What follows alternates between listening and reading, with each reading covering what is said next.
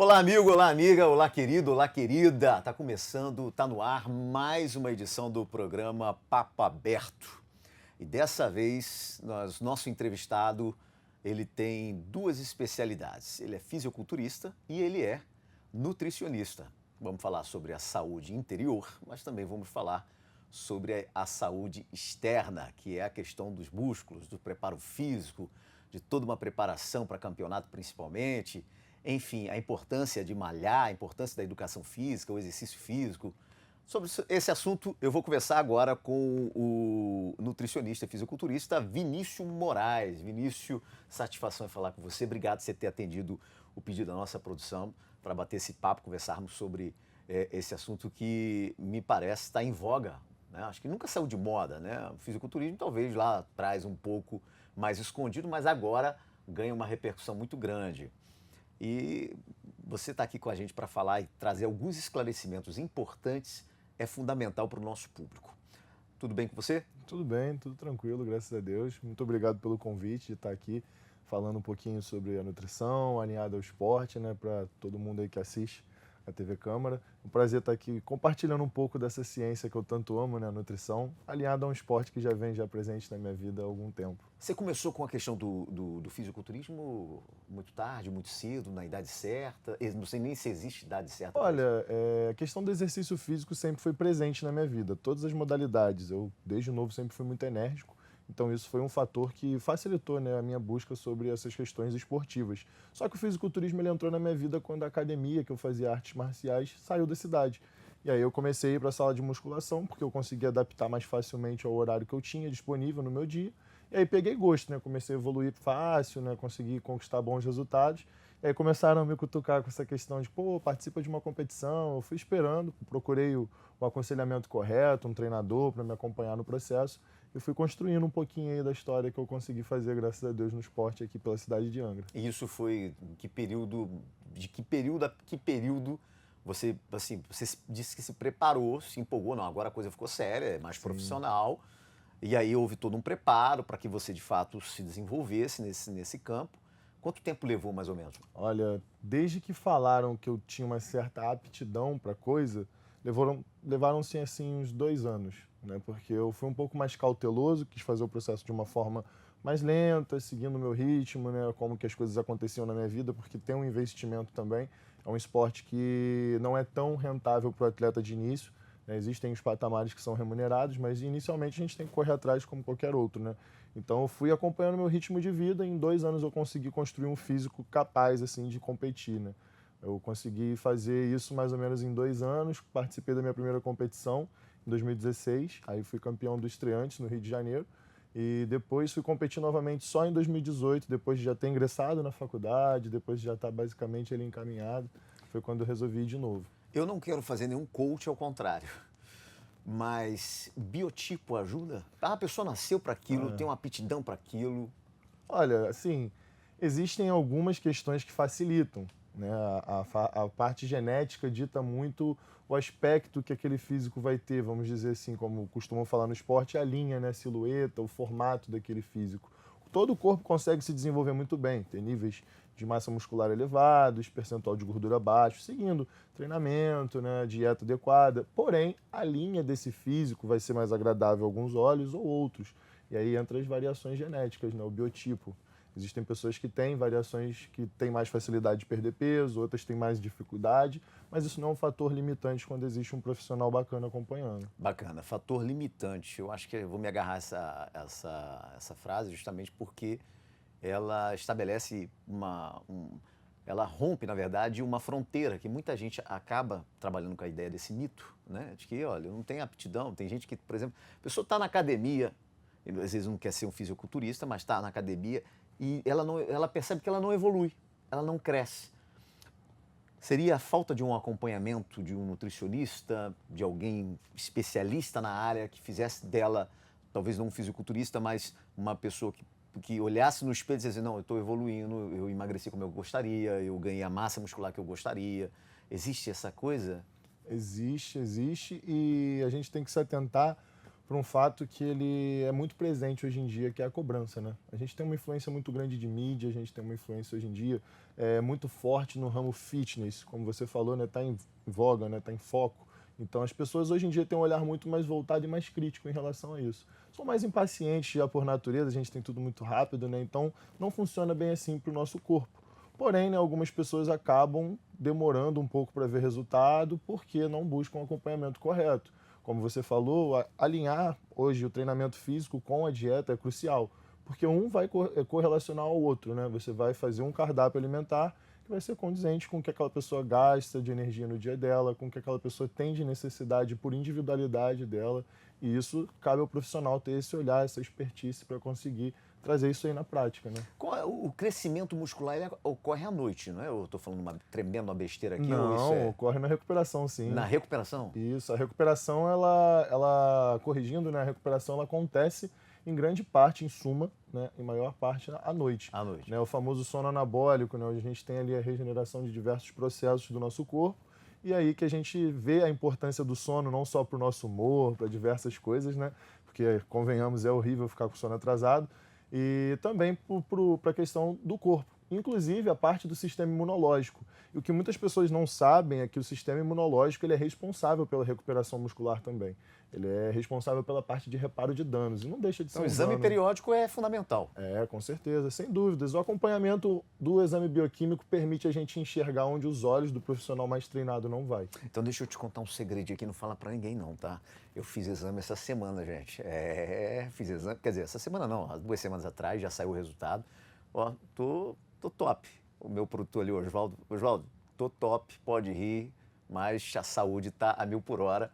E só deu o triglicerídeo que deu alto e você me aconselhou na questão aí nutricional, os cuidados, né? Que é fundamental, Isso, né? sim, os cuidados são essenciais. O triglicerídeo, juntamente ali com as outras frações, né, que vem ali na parte de colesterol e etc., né, são bem ligados à alimentação. Existe uma certa influência genética, mas a alimentação ela está aí para conseguir driblar essa influência genética aí que pode existir juntamente com outras condutas que a pessoa toma. Doutor, eu vou confessar um pecado. Na minha gaveta agora tem um chocolate, uma barra de chocolate lá. Eu não resisto ao chocolate. O chocolate, para quem é chocolatra, assim, eu não bebo, eu não fumo, essas questões de comida de rua, por exemplo, salgado, né, frito, no máximo é o assado, mas o chocolate, depois do almoço, eu tenho que ter doce nenhum, tem que ser chocolate. Eu como, eu confesso, eu comia 2 barras, hoje eu não como mais. Hoje eu como um pedaço, só um pedaço, alivia, já aquela ansiedade, aquela coisa toda. O chocolate faz bem ou não faz bem, afinal de contas? Olha, determinar o alimento como algo que faz bem ou não, né? No caso do chocolate existem algumas implicações. Quantidade de açúcar, teor de pureza desse chocolate, a gente tem as variações dos amargos entre 40%, 80%, 85%. Vai muito de gosto, mas existe uma qualidade superior. Principalmente nessa questão que você falou de se sentir bem com o consumo do chocolate. Tem explicação científica para isso. Estimula, né, sensações de prazer no nosso cérebro. Além de ser um alimento que a gente fala que é muito palatável, que tem um sabor muito forte, característico, tem a presença também de antioxidantes, de triptofano, que é um aminoácido que participa ali da serotonina, que é responsável pela sensação de bem-estar. Então, aquele chocolatinho que a gente come dá um alívio. Alivia, né, a ansiedade. De serotonina, certa forma, né? Exatamente. De certa forma, ele dá essa sensação, né? O problema é que existe um sistema de recompensa que desregula com o consumo frequente.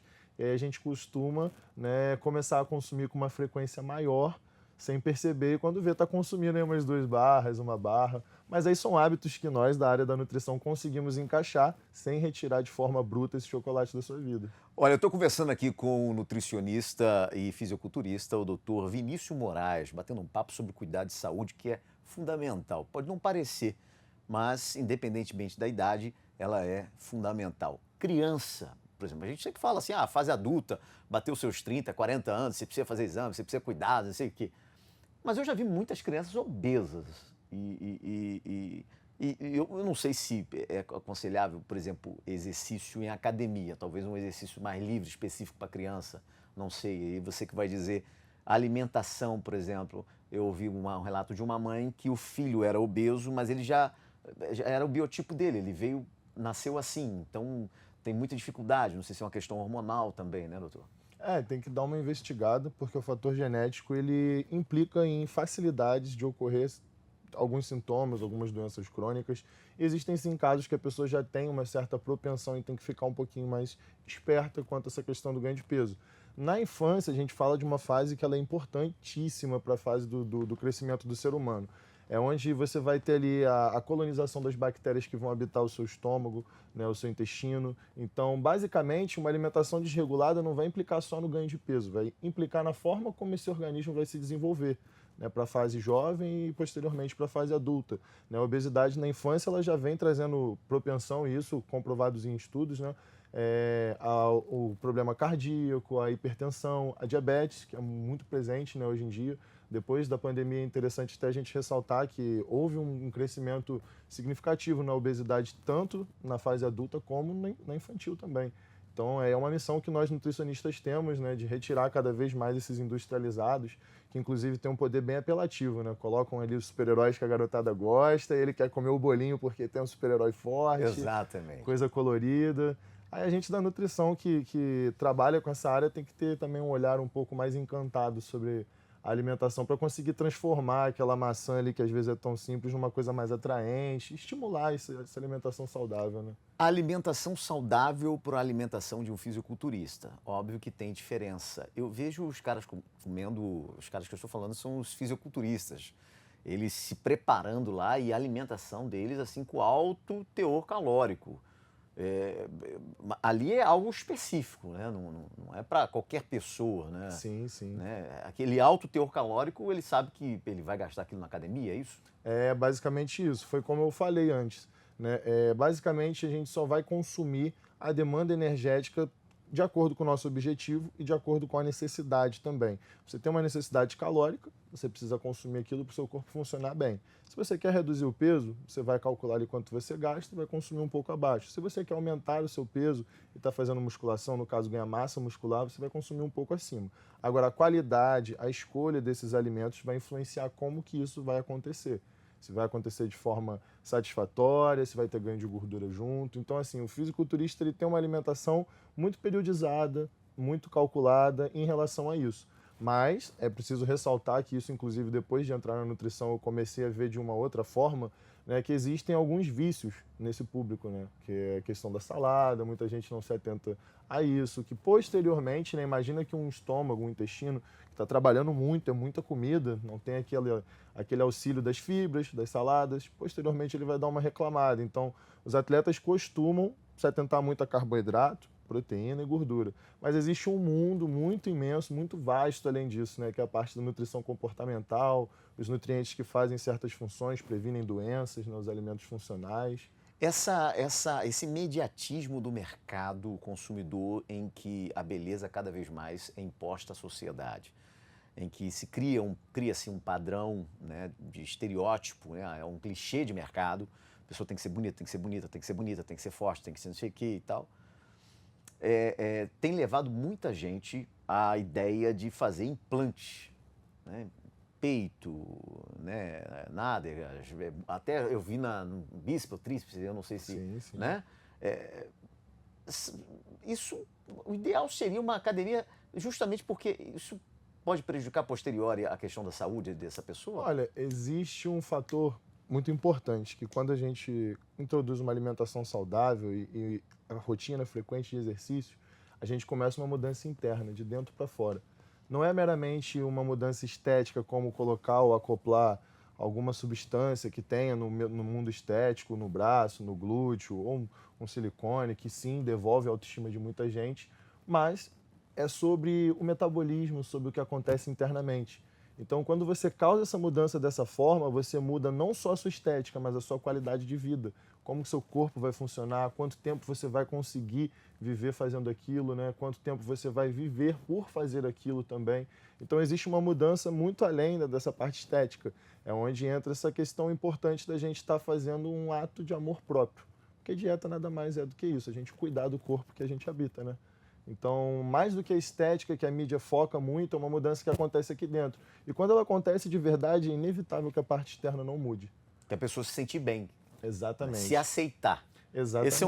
Eu acho que assim, nessa pandemia, essa crescente de ansiedade, depressão, né, que assolou não só o país, mas assolou o mundo inteiro. Gente que não sabia que tinha essa patologia, acabou desenvolvendo essa patologia, etc. e tal.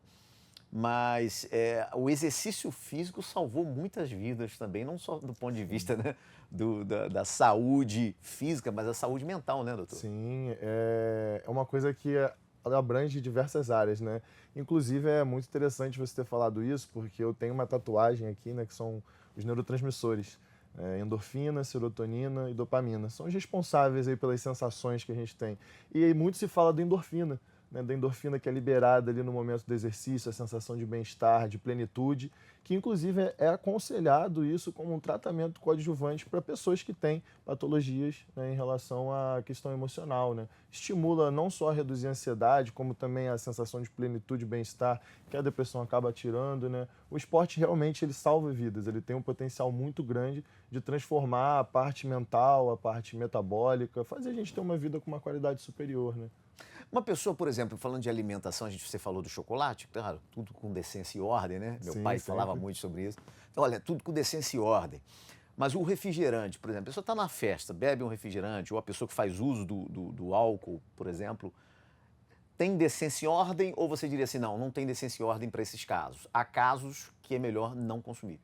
Olha, sempre vai existir as exceções, né? A regra generalizar na nutrição é uma coisa que eu acho que não cabe, né? Principalmente hoje em dia a gente sabendo que cada corpo se comporta de uma forma. Se eu tenho um paciente que chega no meu consultório hoje e fala, olha, Vinícius, esse aqui é meu exame de sangue, ali eu vejo algumas alterações, eu vejo que ele está com umas enzimas ali do fígado um pouco alteradas, eu vou aconselhá-lo a não beber.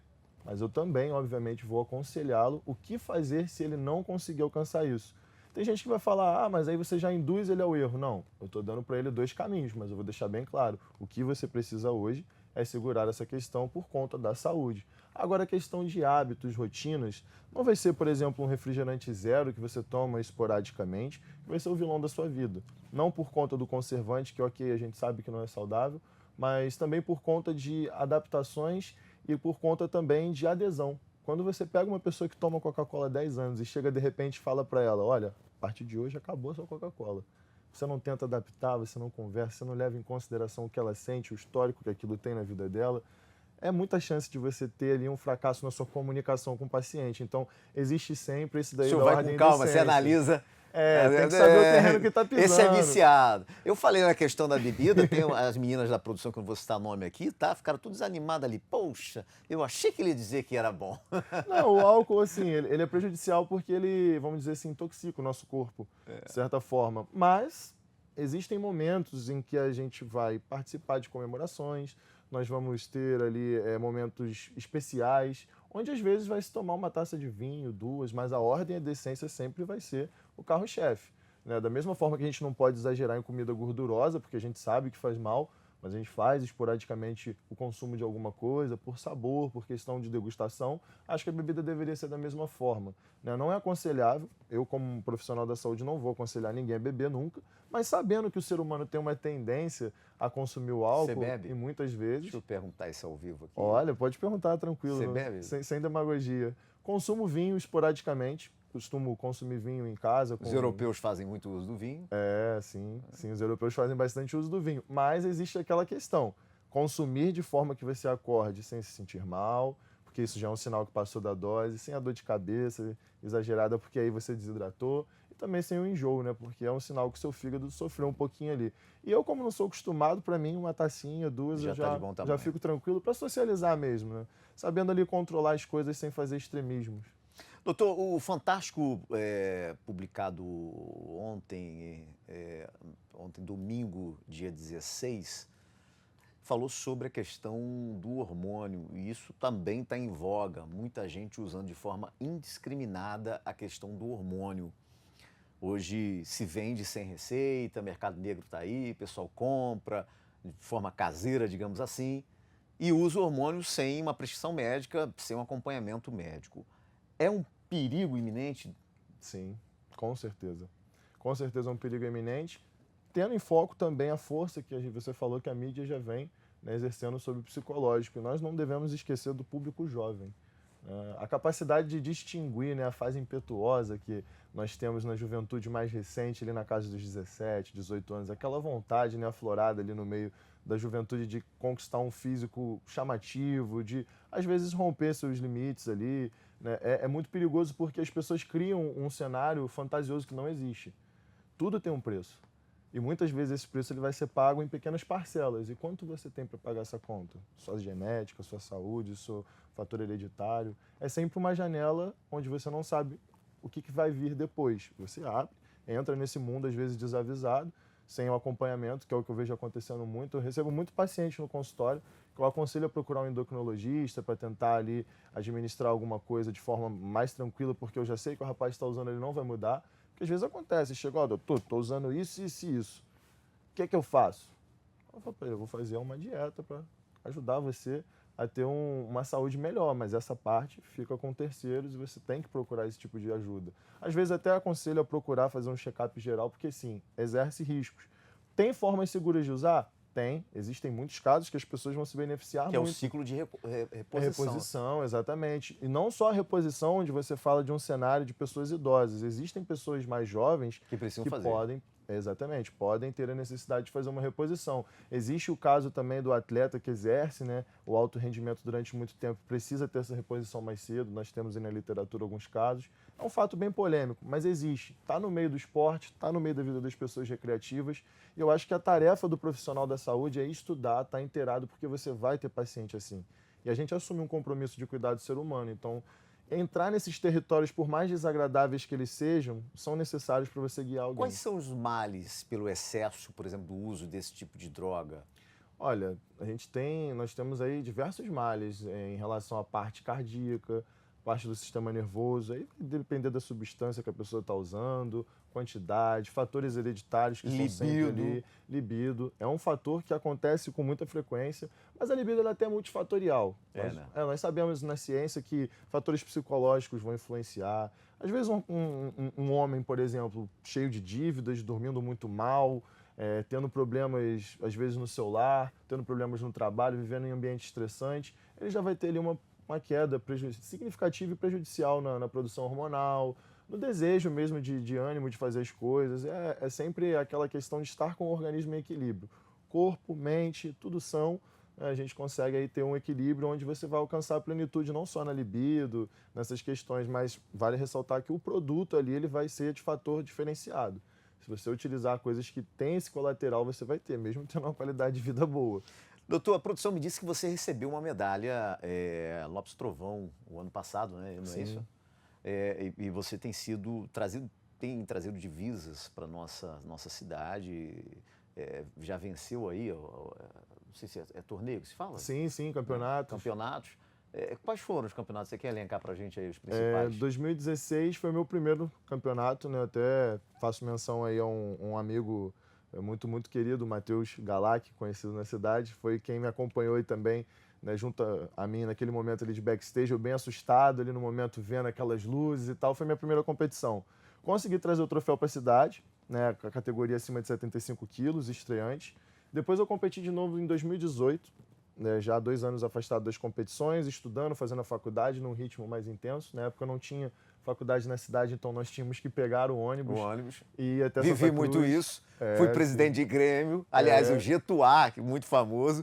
Fui presidente de Grêmio. Muitos dos secretários hoje que nós temos no Poder Executivo, do Poder Executivo e até do Poder Legislativo, os secretários e subsecretários, passaram pelo Getuá, pegaram ônibus e tal. A turma que está aí nova aí, estudando em Angra dos Reis é feliz da vida, que tem faculdade, para cada esquina tem uma faculdade. Né? Sim, agora o investimento cresceu bastante, graças a Deus. E com isso o crescimento também dos profissionais da área, né, que é uma área que está aumentando a demanda, né, a questão da saúde está muito em alta, mas realmente, né, essa questão da faculdade. E aí 2018 foi onde eu fiz a minha segunda competição.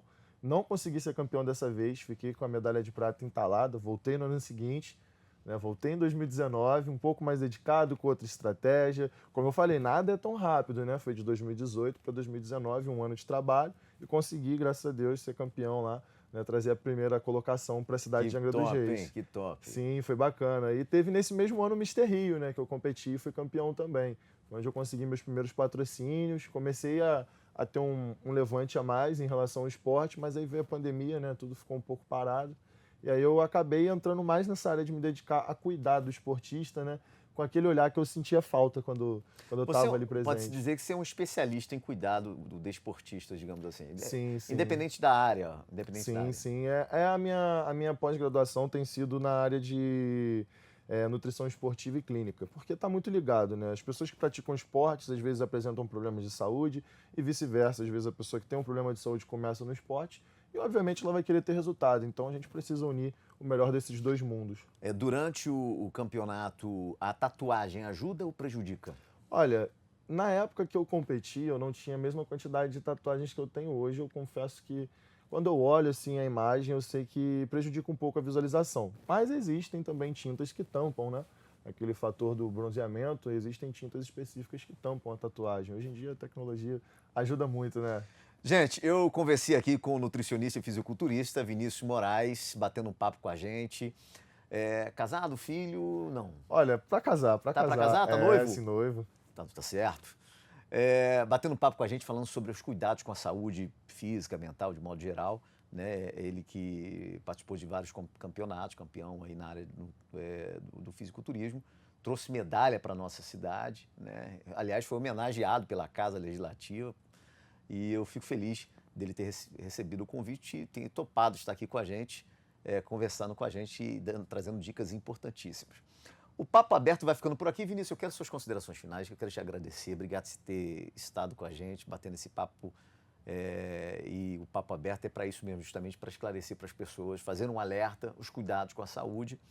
E esse assunto da questão do uso do hormônio de maneira indiscriminada é fundamental, esse tipo de alerta. E aí fica sempre o alerta. E que recado você deixaria para o pessoal que está pensando, eu tenho maior vontade de fazer exercício físico, mas não tem coragem, empurra com a barriga e só vai engordando, e tem a questão do bem-estar pessoal. Que recado você deixaria para essa população aí? Olha, que o primeiro passo é começar. Começar como dá, começar com o que tem, mas apenas começar. As condições elas vão aparecendo conforme você vai conquistando espaços, conhecimentos no caminho e vai se tornando cada vez mais fácil. Até porque o resultado nos impulsiona a querer mais, né? E como eu falei anteriormente, né, a dieta ela é um ato de amor próprio. E é uma consideração muito grande nós pensarmos dessa forma, com carinho, sobre o cuidado que nós podemos ter e devemos ter com o local que nós vamos passar a nossa vida, que é o nosso corpo, né? E para quem quiser aí também mais informações, no meu Instagram é @viniciusmorais, né, .nutri. Você vai encontrar algumas informações que eu passo geralmente de forma gratuita, posts, etc. Você dá as dicas, né? Isso, as dicas. Às vezes um box de pergunta ali para quem quer tirar uma dúvida. Eu gosto de estar passando esse conhecimento, porque da mesma forma que ele circula e chega até mim, né, e me ajuda, eu quero que ele também saia do que eu consegui absorver daqui para outras pessoas. Vinícius, eu quero te agradecer. Obrigado mesmo, de coração. Bate aí, tamo juntos. Tamo junto. Obrigado pela presença. A gente volta na próxima edição do programa. E eu agradeço a você pela sua audiência, agradeço a toda a produção deste programa. Acompanhe a gente sempre no Papo Aberto. Até o próximo. Um abraço.